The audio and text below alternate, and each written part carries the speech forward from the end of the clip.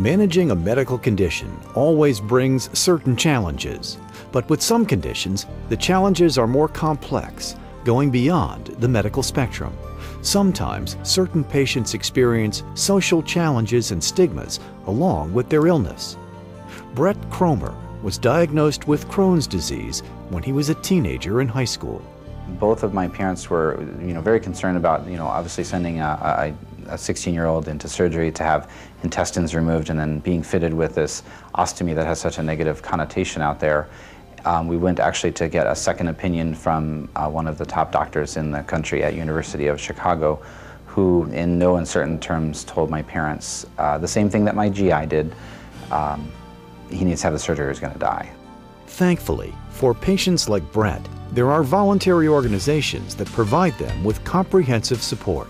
For the ostomy patient, there's the United Ostomy Associations of America. We were created in 2005 to provide support, education, and advocacy to people who have had ostomy surgery. An ostomy, very basically, is a surgically created opening in the abdomen, and the actual opening is called a stoma. There are three main types of ostomies, and that would be a colostomy, an ileostomy, and a urostomy. A colostomy is an ostomy that is made out of the large intestine, so the stoma would actually be made out of a portion of the colon. An ileostomy is a stoma that is made out of usually the terminal ileum or another part of the small bowel. And a urostomy would be a diversion that is made out of the urinary tracts. During these procedures, a diversion is made from either the large intestine, the small bowel, or the urinary tract. It's estimated that there are over 500,000 people in the United States who have had an ostomy surgery and currently are living with a permanent ostomy. The United Ostomy Associations of America has hundreds of affiliated support groups across America. One of its goals is increasing awareness within the media and the general public. Because the general public is not educated about ostomy, there are lots of stigmas that go along with having an ostomy surgery. People say, a person with an ostomy must smell. It must be visible under their clothing. And all of those are false. And we seek to educate the general public about what an ostomy is, because you could be at work and you could be sitting next to your coworker and that person could have an ostomy and you may not know it. Another important goal of the UOAA is providing support for ostomy patients. After diagnosis, patients and their caregivers need to choose an ostomy pouching device and then learn how to take care of the wound and the device itself. The UOAA provides patients with comprehensive support and resources. Now all the products are disposable. They use cutting-edge technology to adhere to the skin and really have helped to increase patient confidence and patient trust. Most of the ostomy nurses help the patient and the surgeon decide where exactly that ostomy opening will be on their abdomen, because that's a huge predictor of success. The UOAA works in close partnership with the Wound, Ostomy, and Continence Nurses Society. So we help patients who have mostly chronic wounds, help those to heal or prevent wounds, and we help patients who have ostomies through the rehabilitation before and after surgery. And then finally, we also help patients who have continence issues learn how to manage those and live best with them during their life. It took about 6 weeks to really get used to it, to learn how to cut things, learn how to take care of your skin, because you have a wound on your skin and you need to take care of it, because if it gets infected then it hurts and it just makes your life miserable. So it probably took about 6 weeks to get used to it. In March we were skiing. I didn't even know I had an ostomy on. So by the time that 3 or 4 or 5 months goes, I was back doing everything that I did before without any problems at all. We have ostomy patients who swim. There are ostomy patients who climb mountains.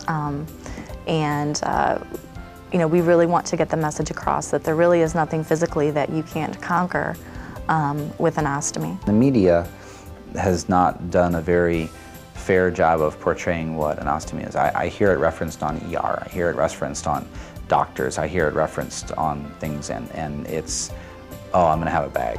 Well, you know what, I got one and it's okay. I got married, I dated, I have kids, this sort of thing, I can function in life. I'm not sick now, so I'm very grateful for that. I haven't been on any medicine since I had those surgeries all those years ago.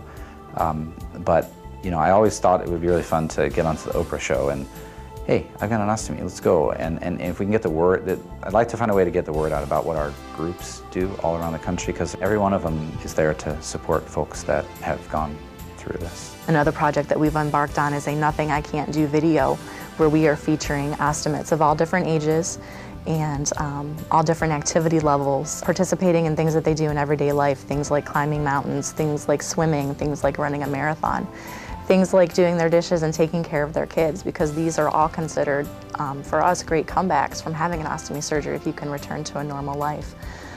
We are also working on helping to educate the medical community.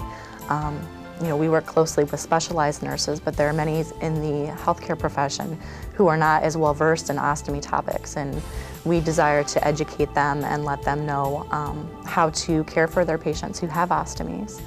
And all of these projects that we embark on are funded by private donors and with some help from our industry sponsors.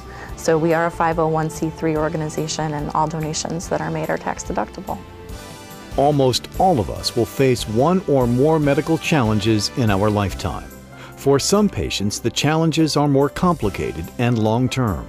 Thankfully, there are leading organizations ready to help patients manage these challenges successfully.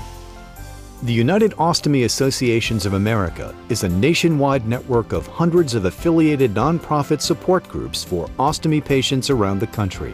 The challenge is, how do we get the word out about this? They can go on the internet. You can type in ostomy and you'll get right to the UOAA, which is great. And then if they click on that site, and they'll find Illinois, and then they'll click on Illinois, and they'll click on Western Suburbs, and they'll see my name and my email address and my phone number, and they call. Access our comprehensive resources and other services today. For more information, call us at 1-800-826-0826 or go online at uoaa.org.